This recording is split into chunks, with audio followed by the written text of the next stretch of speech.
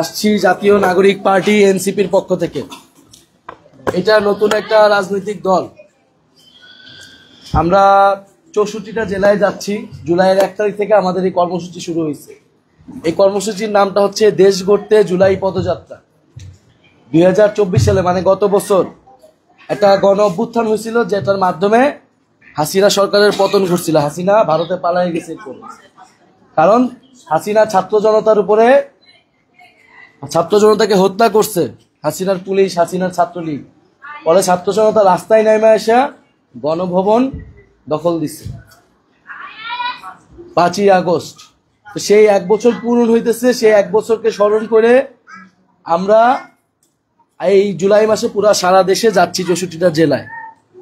গত বছর আমরা এই আন্দোলনটা করছিলাম, নেতৃত্ব দিছিলাম। নেতৃত্ব দিতে গিয়ে আমরা গুম হয়েছি, আমাদের অনেককেই গ্রেফতার করছে, আমাদের উপর আক্রমণ হয়েছে, এবং আমাদের 1000-এর উপরে মানুষ শহীদ হয়েছে। বাচ্চা বাচ্চা ছেলেরা শহীদ হয়েছে, মারা গেছে, এবং 10,000-এর উপরেও মানুষ আহত হয়েছে। চোখ নাই, হাত নাই, পাও নাই, গায়ে এখনো বুলেট, এই বুলেট গুলি বের করা যায় না। একটু আগেও দেখা করে আসছি এই রাজশাহী শহরে আহতদের সাথে। তো দেশে এরকম একটা পরিস্থিতি তৈরি করছিল শেখ হাসিনা সরকার। ফলে মানুষ ক্ষুব্ধ হয়ে রাস্তায় নামছে এবং হাসিনা পালায় গেছে। এই পালায় যাওয়ার পরে অন্তর্বর্তী সরকার গঠিত হয়েছে, যেটা নেতৃত্বে আছে ডক্টর ইউনূস।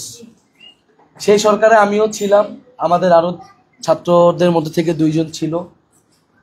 গত ফেব্রুয়ারি মাসে আমি সরকার থেকে পদত্যাগ করে চলে আসছি, কারণ আমার কাছে মনে হয়েছে যে আমাদের এই যে গণ অভ্যুত্থান হইলো, যে একটা তরুণরা, ছাত্রদের একটা জাগরণ ঘটলো, দেশে একটা জাগরণ ঘটলো, এই জাগরণকে টিকায় রাখতে হইলে আমাদের নতুন একটা পার্টি লাগবে, দল লাগবে।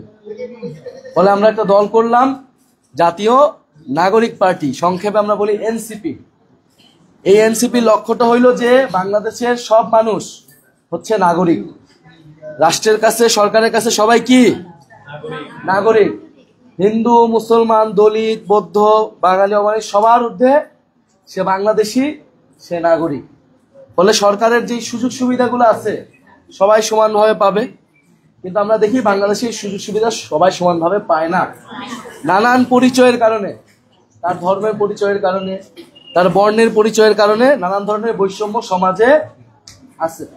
হাসিনার আমলে আমরা দেখছি কেউ টুপি পরলে, দাড়ি রাখলে তার প্রতি নানা ধরনের বৈষম্য হইত। আবার হিন্দুদের প্রতিও বৈষম্য হইত। পূজার সময় দেখা যেত যে মন্দির ভাঙা হইতেছে, জমি দখল হইতেছে, কিন্তু কোনো বিচার কোনো আমলেই হয় নাই। বিচার না হওয়ার কারণে এগুলাতে যারা এগুলা করে তাদের সাহস বাড়ছে, তারা এগুলা প্রতি বছর বছর করে। তাহলে এই যে সমাজে নানা ধরনের বৈষম্য আছে, আমরা বলছি এই বৈষম্য থাকতে পারবে না সমাজে। সবাই নাগরিক হিসেবে সবাই সমান সুযোগ পাবে।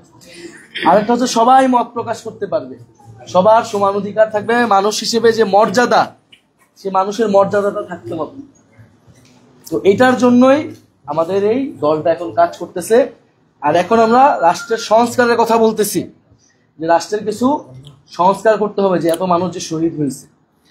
এখন আমরা এই 64 জেলায় বিভিন্ন ধরনের মানুষের কাছে যাচ্ছি, প্রত্যেকটা জেলায় যাচ্ছি।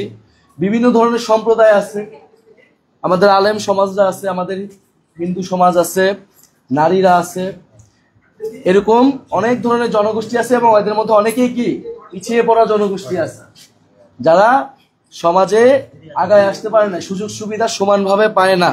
এদের প্রতি একটা বৈষম্য, সামাজিক বৈষম্য, অর্থনৈতিক বৈষম্যর শিকার করা হয়েছে। এগুলো আপনারাও বললেন যে স্কুল কলেজে পড়াশোনার ক্ষেত্রে, চাকরির ক্ষেত্রে নানা ধরনের বৈষম্য আপনারা থাকেন। আপনারা থাকা খাওয়া সবকিছুই আপনারা কষ্টের মধ্যে দিয়ে জীবনযাপন করে। এখন এই মূল সমস্যাটা আসলে কোথায়? মূল সমস্যাটা হচ্ছে আপনার মর্যাদা আছে কিনা এই রাষ্ট্রে। এই একটা দেশে আপনি মানুষ হিসেবে আসলে কিভাবে আপনাকে দেখা হয়।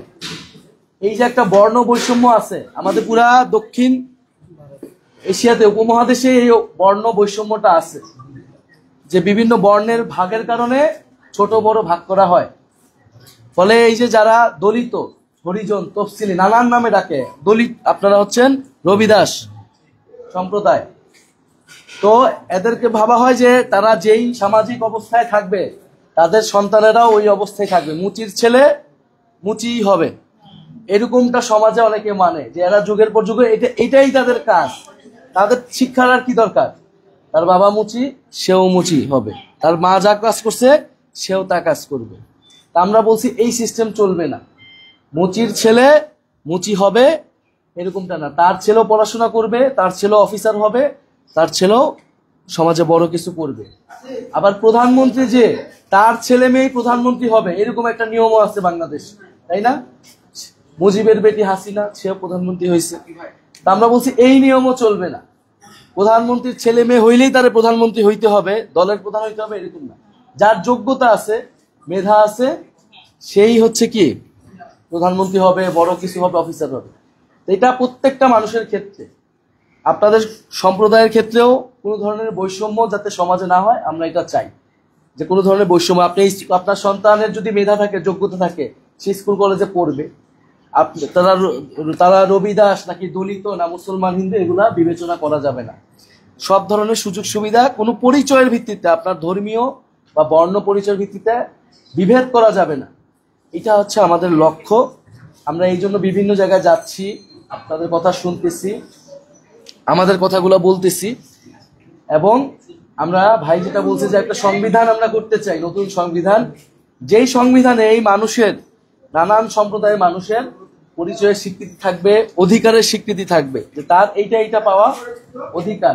যেমন একটা রাষ্ট্রে কি শিক্ষা পাওয়া হচ্ছে অধিকার, চিকিৎসা তার অধিকার, বাসস্থান তার অধিকার, এই অধিকারগুলো আসলে নিশ্চিত করতে হবে। তো ঢাকাতেও আমরা এই যে ভাইরা আছে, ওনারা আমাদের দলেও আছে, এবং জাতীয় নাগরিক পার্টি প্রথম দল যে এরকম রবিদাস অথবা দলিত কমিউনিটি থেকে আমাদের দলে একদম গুরুত্বপূর্ণ পদে তারা আছে। এবং আমরা ঢাকায় মন্দিরেও গেছি, রবিদাস কমিটি ভাই হরিজন মন্দিরে গেছি, পূজার সময় আমরা এই জায়গায় গেছি। আজকে আমরা মূলত আসছিলাম রাজশাহী প্রোগ্রাম করতে, ফাঁকে আপনাদের সাথেও দেখা করে গেলাম, কথা বলে গেলাম। এবং আপনাদের সাথে যে আমাদের সম্পর্কটা, আমি মুসলমান, আমি ইসলাম ধর্ম পালন করি, আমার বাবা মুসলমান, আপনি আরেকটা ধর্মে, কিন্তু এই ভূমিতে, এই দেশে কিন্তু আমরা সবাই একসাথে যুগ যুগ ধরে বাস করতেছি। 1947 সালে যখন পাকিস্তান ভাগ হয়, ভারত আর পাকিস্তান, তখন কিন্তু এইখানের দলিত যারা পূর্ববঙ্গের, তারা বলছিল আমরা ভারতে যাব না। এখানকার নেতা ছিল যোগেন মন্ডল, বরিশালের দলিতদের রাজনৈতিক নেতা ছিল। সে বলছে যে দলিতদের ভারতে যাওয়ার দরকার নাই, তো দলিতরা এই মাটির সন্তান, আমি কেন ভারতে যাব?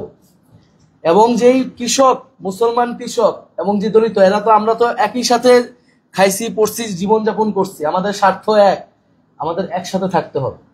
কিন্তু তারপরেও এই প্রতিশ্রুতি রক্ষা করা হয় নাই। দলিতদের উপরে নানা ধরনের নির্যাতন আসলে চলছে বিভিন্ন সময়। Immigration to Canada. We provide the best quality service and solution for Canada immigration. Please visit our website and contact for details.